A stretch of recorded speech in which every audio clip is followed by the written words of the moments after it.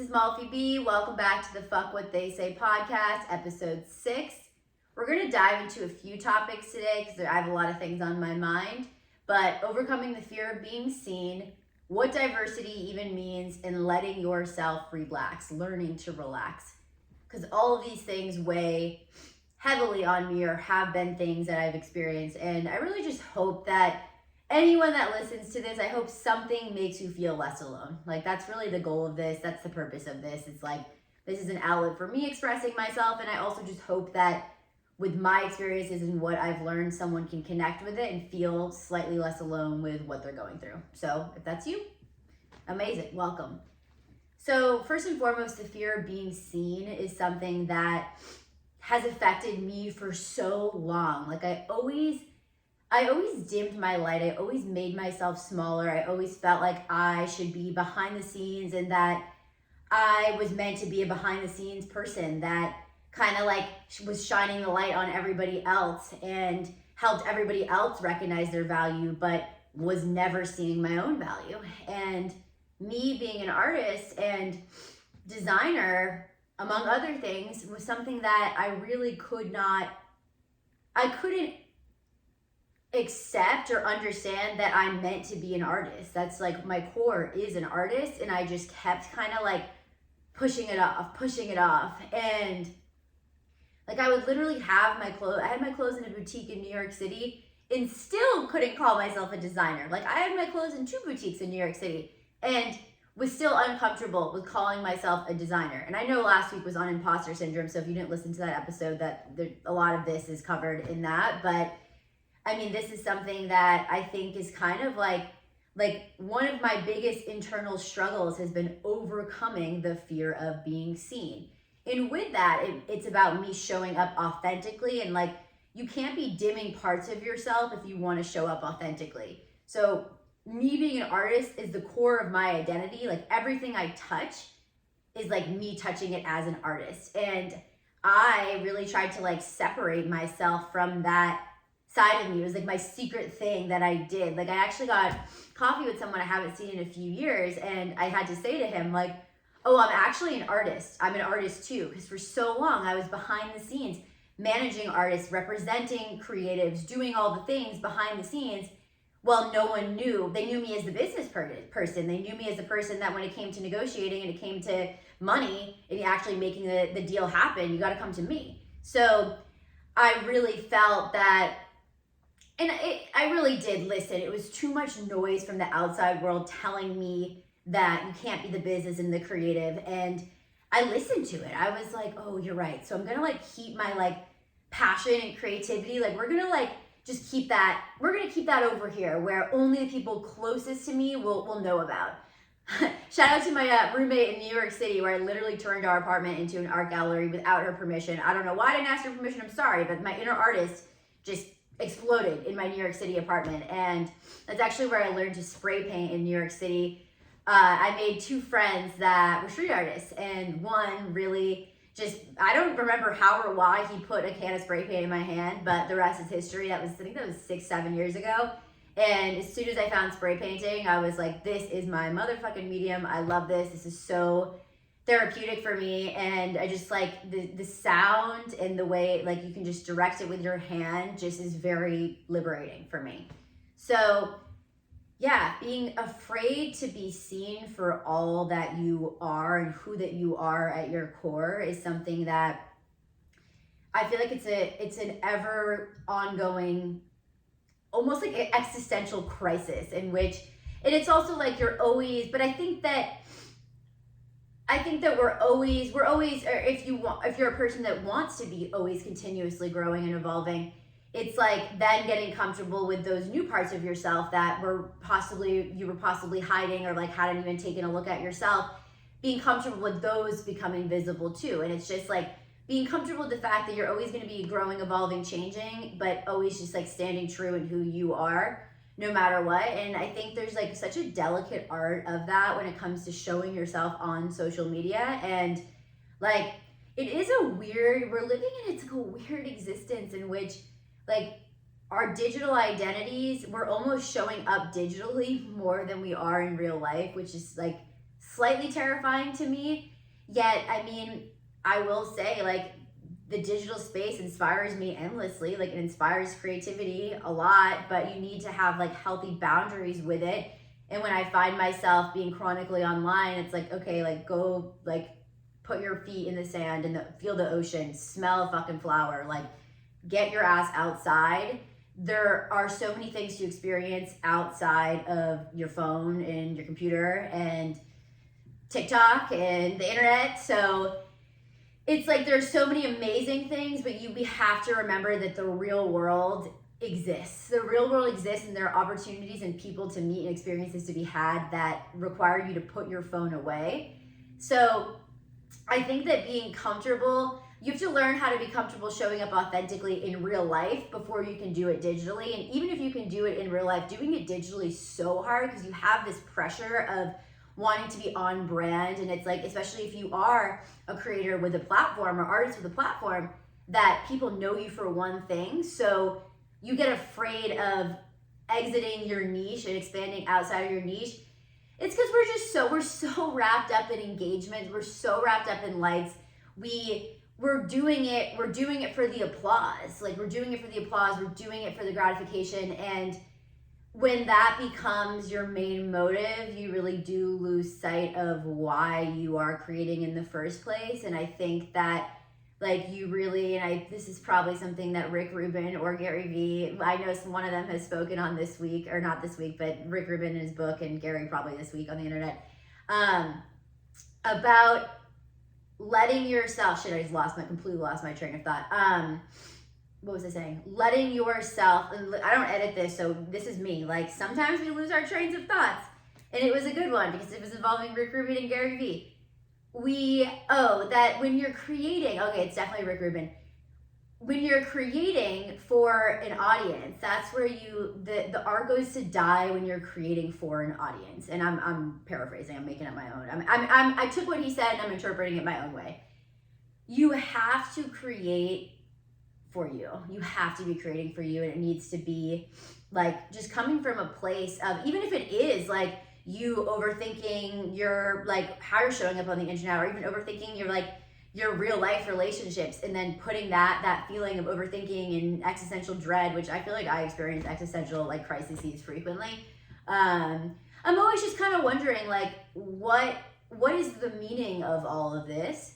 And like, I want to make meaning out of everything, but sometimes I think the meaning is that there doesn't have to be a meaning to everything. Like, things just, you're meant to just experience and have moments, have present moments, and that doesn't have to mean much. It could be me like sipping coffee, petting my dog, and that's like the best part of my day. But when you're afraid to be seen, it's something that I just think it hinders you from living your life in the way that you really want to. And like, we often just feel like, oh, like that kind of shit doesn't happen to me. Like, I wasn't cut out for this. Like, for the longest time, I was really unhappy. I was a miserable person, and I thought that was like meant to be my existence.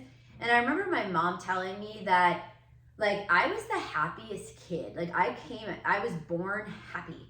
I was born happy, and then life happened, and I got depressed, I got anxious, and these things, like, my unhealthy thought patterns and coping mechanisms took over my existence to the point that it like drowned out my inner being that like is a happy person. And I'm not going to sit here and say I'm happy all the time now, but I committed to working through those layers of dark shit that I definitely like peeled back a lot of the layers and tossed out some of them, but there are still some left that like the only way you can move through them, you have to grow through things. You have to grow through things, and that is go through things to grow through things. You can't rush it. Like, there's certain layers that I haven't even uncovered yet that I don't even know exist that still need to be peeled back. So that kind of goes back to like showing up authentically, and like you need to have this like core, like just have that mindset of like, okay, I'm always growing and I'm changing, but showing up authentically means being who I am in this exact moment. And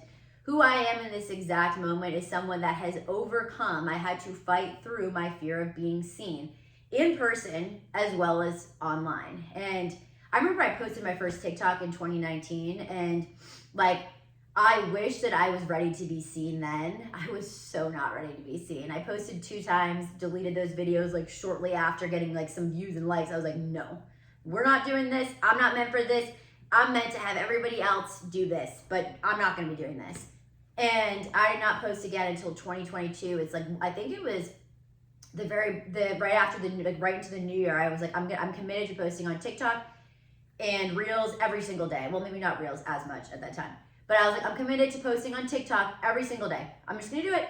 I'm going to make myself do it. And I also always was really scared to talk to the camera. Like, I always had a desire to be talking to the camera, or like talking to an audience. I could do public speaking, but for some reason, when the camera came on, I would get really nervous. I was a really competitive gymnast, and I would tell my dad, he'd want to bring his like digital camera, whatever it's called, camcorder, to record me competing. And I was like, and now I'm like, damn, I wish I let him do that, because there's no footage of me in my actual element. There's me at practice, but there's none of me at the actual competition. And I'm like, damn, I was good. I wish I could see that. Something footage I wish I had, but I was so afraid. It was like, I was already performing, and if I knew that there was like an extra element of like the camera being involved, it like just stressed me out way too much. And I remember feeling that in college too. There was a project where it was my public speaking class, and we were doing a project in which we all need to be on camera, and I was so fucking terrified. Yet I was like, you know what? Yeah, like I think I hosted it. I don't even remember what it was, but I remember like doing like interviews in the library. Like I like walked around and like interviewed people in the library.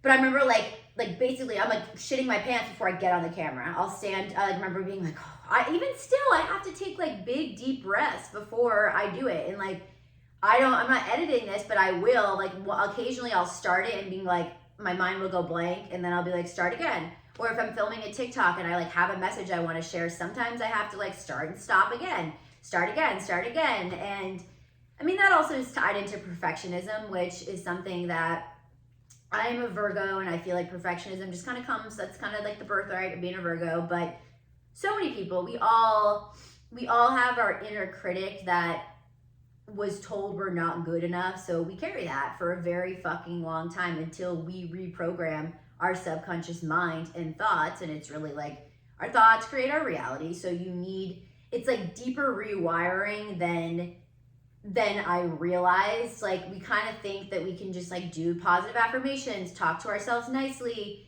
and like change is gonna happen. And like, yeah, that's definitely part of it, but it's like you actually have to confront the like deeper, darker, negative thoughts and like that are like buried deep within you, and let them come out, bring them to the surface to then be able to move forward. And as something my friend taught me, I feel like I really like this finally clicked in my brain. My friend Jordan, she's a amazing manifestation coach, and I was listening into one of her sessions and for her courses, and it registered in my brain. I'm like, oh, you need to like, I can identify my self-doubt and like thoughts in my mind that are like holding me back, but I wasn't letting myself feel it. And then, so you have to feel it. And shout out to Jordan. I'm literally teaching Jordan's teachings right now, which I'm sure she's learned from other people too, but it's your own teachings. What you share is a culminations of things you've learned from other people, and then what you learn from your own experiences. So you have to identify what the self-doubt is and like put it into words. Like, okay, like for me, it could be feeling like I'm not talented enough. I'm not talented enough of an artist to even call myself an artist. Who's gonna want to buy my art? Like, I'm not that special. Why do I think I'm that special? So like those kind of doubts. So you have to identify it and like say it, feel it, and then challenge it and be like, hold up, no, I am talented. I'm definitely talented enough. There is an audience that is gonna absolutely love my art. And I'm ready to be selling all of my art. I'm valuable, I know my value, and like that you have to like do that kind of work. And I think that we look at inner healing work as something that like, no one tells you that inner healing work is hard as fuck.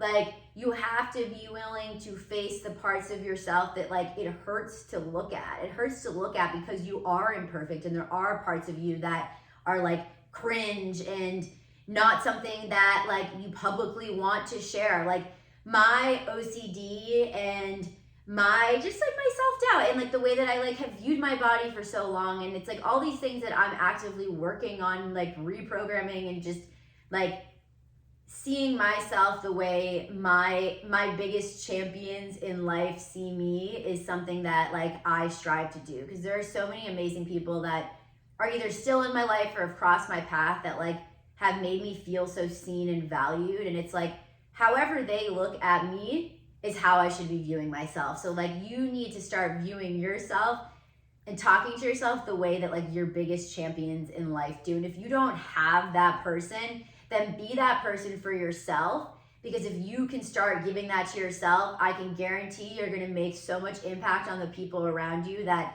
like when we, and I like don't like to be so cliche, because it's like I feel like sometimes I say things that I used to be like so against using any buzzwords, using any of the trending things, because I just, you know what, I'm a fucking trendsetter. I don't follow the trends, I make the trends. So I don't like, but then it's like sometimes I get too attached to that. Like I'm not too cool for like what these words that mean something to me. These words mean something to me. So yeah, you have to basically so I'm gonna go into my little cliche spiel. Loving yourself, it's also like all of our own definitions of love and what love means, but to me it's about acceptance and seeing the light and the dark and understanding that you're always a work in progress. You're never done, and you can always but not looking at that. I feel like I used to think like, oh, that means I'm like, if I'm a work in progress and I'm not done, that means I'm not good enough right now. But that's not what it means at all. It means like truly embracing like where you are right now is incredible, but where you are right now is not where you're always going to be. But if you can like have gratitude and appreciation for where you are right now, things are only going to get better from here. And when you can give yourself that like warmth, acceptance, love, gratitude, then you can extend that to everyone around you, whether it's a stranger, the person working at the front desk at your gym, the barista, or just anyone that might need it. And I think that we really need that in the world right now. I think that, I guess this is a good segue into diversity, and we're just all human at the end of the day. Well, I guess we got some aliens up in here too, but when when it comes to being a human being, we all have this innate desire to feel seen, heard, and valued. And like that's what makes us, like that can fill our hearts, and just there's no reason so many people should be suffering the majority of the time, when like collectively I think we can uplift one another. And that's really like when it comes to diversity in media representation, I think that is something, as I said earlier, that we spend so much of our time in digital worlds, that representation, brand representation of diverse human beings is so fucking important, because everybody really deserves to feel seen. And it's like representation, just like putting a disabled person in an ad is not enough. You need to let that disabled person shine fully, and their disability is a part of their identity. We all have very intersectional identities.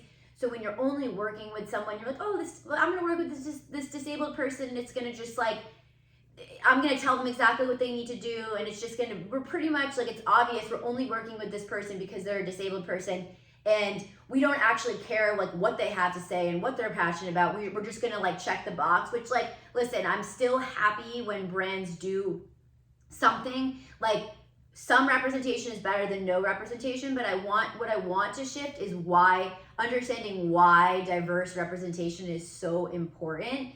So we reframe how we approach diversity so that it can be done authentically. So when a disabled person sees that ad, they're not like just like, ooh, like look at it's another disabled person, like I feel seen. Like that's cool, that's part of it, but it's just it's going to connect with, maybe it's connecting with a non-disabled person that is like, I don't know, struggling with something that they're like, you don't need to be confined to your diversity box. That we always have had to check. You have to check it on your SATs. We're constantly having to identify, oh, are you like, what's your gender? What's your sexuality? Your religion? Your race? We're constantly having to identify that. And that's like this data-centric approach that so many creative agencies and just companies are doing. It's like, it's so limiting. We are so much more than the diversity box that we check or do not check. I don't get to check that many diversity boxes. I am a white heterosexual woman. Like, what diversity boxes am I really checking there? Not that many. And I think that's part of the reason why I'm like, okay, I recognize that, like, I haven't had to go through that much struggle in terms of my, like, how I was just born. Like, I have my mental health struggles. My life hasn't been super easy and perfect, and it's never going to be. But I will never know what it's like to be othered based on my skin color, to be othered based on anything that I didn't choose. And I think that it's so important that we make the space for people to just to be themselves and to see themselves in media representation, so that they can feel, so they don't feel like they're fucked up, like they don't belong. Like, there's no reason why anyone should feel like they don't belong. And obviously there's so much work that we need to do, because there's so much hate, perpetuating hate everywhere you go, hate online, hate on TikTok, hate in the comments. There's just hateful people, but that's because they're taught that they you can't love yourself. Like, they're not given the tools to love themselves. Like, they were raised in environments in which,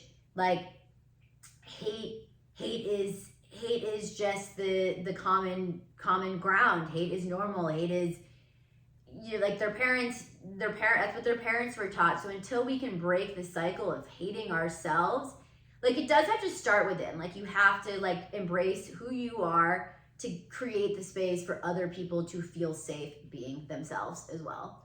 And I guess my learning to relax topic, we'll do that one really briefly, and maybe I'll go into this on another episode.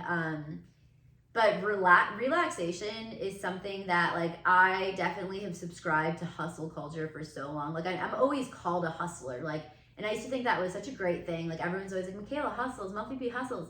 And, like, I'm done fucking hustling. I'm done hustling. You know why? Because it's exhausting, and it keeps my body in a perpetual state of fight or flight. Like, when I used to work in the corporate world, I would wake up, like, having a panic attack. Like, I would just pretty much have panic attacks throughout the entire day. And, like, that was my state of being that I thought was normal, because everything felt like an emergency at all times. When it's like, I worked in the music industry. Nobody was dying. Like, I was not doing open heart surgery. It was the music industry. Like, it's not, I think that we feel like we take everything so seriously. So, and, like, we're taught that relaxing is not productive. But really, like, I've had to learn that letting myself relax is actually the most productive thing that I can do for myself. Because if I don't reset myself energetically and, like, take time for myself, then I cannot show up for the people that need me. And I can't show up for myself. If you can't show up for yourself, how can you show up for anybody else? And I know not everybody wants to be showing up for everybody else, because sometimes when you are in, like, such a perpetual state of, like, unhappiness and just, like, not feeling good about yourself, like, you struggle to even exist as a person. So, like, the idea of showing up for other people is just, like, so far out of the realm of existence, which I definitely have been there. I'll never forget how triggered I used to get when I would hear Pharrell's song Happy. I would be like, fuck this fucking song. I never want to hear this fucking song again. Like, there's no way anybody feels like this.